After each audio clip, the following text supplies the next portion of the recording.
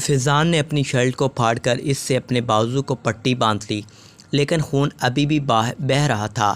اور بھی باقی پروفیسر کو بھی گولیاں لگیں، لیکن انہوں نے بھی ہمت نہیں ہاری۔ انہوں نے جلدی جلدی سب اسٹوڈنٹ کو اٹھا کر بس میں ڈالا۔ اس وقت تک ڈاکو جا چکے تھے۔ سب اسٹوڈنٹس درد سے کراہ رہے تھے۔ پروفیسر بس ان کو تسلی دے رہے تھے۔ ڈرائیور کو بھی گولی لگ چکی تھی، وہ ڈرائیو نہیں کر سکتا تھا۔ فیضان نے اسے پیچھے لٹا کر خود ڈرائیونگ سیٹ سنبھال لی تھی اور بہت تیز رفتار سے گاڑی چلا رہا تھا۔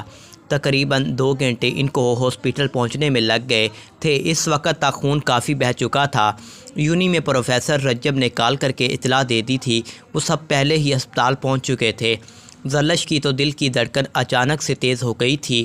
یہ تو نہیں بتایا گیا تھا کہ ان زخمیوں میں فیضان بھی شامل ہے، لیکن پھر بھی دل کو دل سے راہ ہوتی ہے۔ شاید اس لیے زلش کو اپنی حالت بگڑتی ہوئی محسوس ہو رہی تھی، لیکن اسے خود کو سنبھالنا تھا۔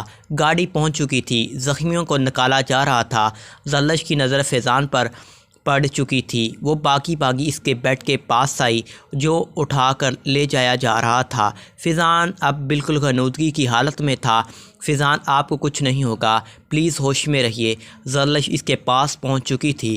فیضان اپنی آنکھیں نہیں کھول پا رہا تھا، لیکن اسے زلش کی آواز سنائی دے رہی تھی جو درد سے بھری ہوئی تھی۔ اپنی جان سے بھی زیادہ پیارا محبوب اس کے سامنے تھا۔ فیضان کی گولی نکال دی گئی تھی۔ اب فیضان خطرے سے باہر تھا، لیکن ابھی اسے ہوش نہیں آیا تھا۔ باقی اسٹوڈنٹ اور پروفیسر کا بھی ٹریٹمنٹ اچھے سے کر دیا گیا تھا۔ پوری رات زلش بار بار فیضان کو دیکھتے آتی رہی۔ صبح فجر ٹائم ہی فیضان کو ہوش آ گیا تھا۔ زلش بھی نماز پڑھ کر وہاں آ چکی تھی۔ فیضان، آپ ٹھیک ہیں؟ زلش اب اس کے پاس بیٹھ چکی تھی اور اس کا ہاتھ اس نے اپنے ہاتھوں میں لیا ہوا تھا۔ ہاں میں ٹھیک ہوں۔ اب فیضان نے اوپر اٹھنے کی کوشش کرتے ہوئے کہا۔ زلش نے آگے بڑھ کر اسے اٹھا کر بیٹھنے میں ہیلپ کی، لیکن انجانے میں اپنا سر اس کے سینے پہ رکھ دیا۔ ارے کیا ہو گیا ہے تمہیں زلش؟ تم رو کیوں رہی ہو؟ فیضان نے اس کے بالوں میں ہاتھ پھیرتے ہوئے کہا۔ فیضان، اگر آپ کو کچھ ہو جاتا تو میں زندہ نہیں رہ پاتی۔ میں آپ سے بہت محبت کرنے لگی ہوں۔ آپ میری زندگی بن چکے ہو، آپ سب کچھ ہو میرا۔ زلش نے ایک سانس میں ہی سب کچھ کہہ دیا۔ زلش نے کیا حد تمیزی ہے، بدتمیزی ہے۔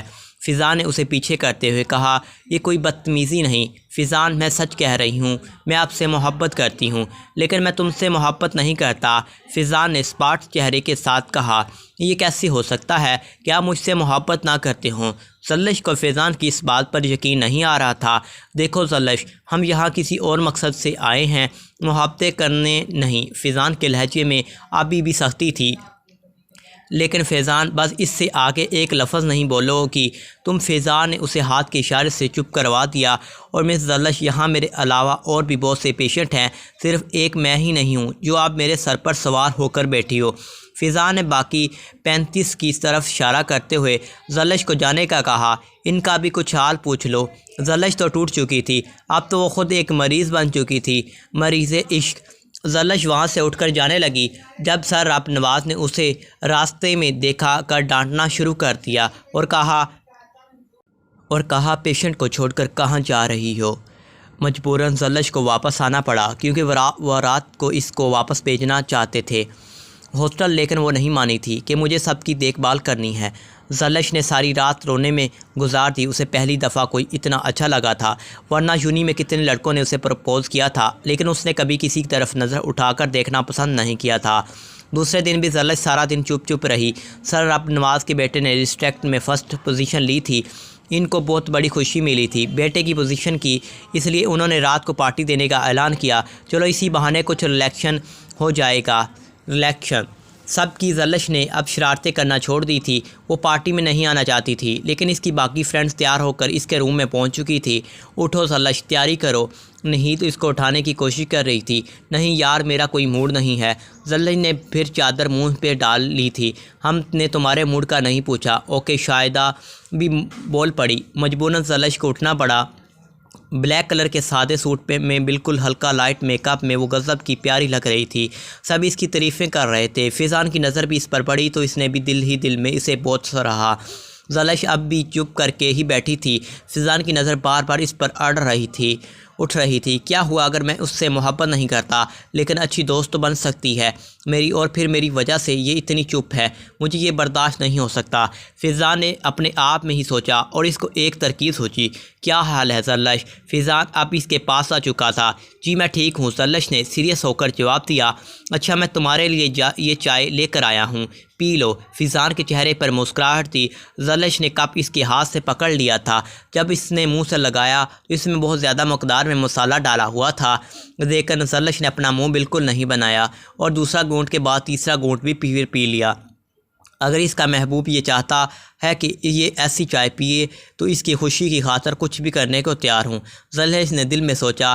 فضان کو بہت حیرت ہو رہی تھی کہ وہ چیخی چلائی کیوں نہیں۔ اس نے اس کے ہاتھ میں وہ کپ پکڑ لیا اور اپنے منہ کے ساتھ لگا لیا اور پہلا گھونٹ ہی باہر نکال دیا۔ زرلش تم یہ کیسے پی رہی تھی؟ فضان کو اس بے اب ترس آ رہا تھا۔ زرلش نے کوئی جواب بھی نہیں دیا اور اپنے روم میں چلی گئی، کیونکہ اس کا منہ میں بھی بہت کڑوا ہو چکا تھا۔ اس نے فوراً جا کر کلی کی۔ فضان بھی اب اس کے روم میں آ چکا تھا۔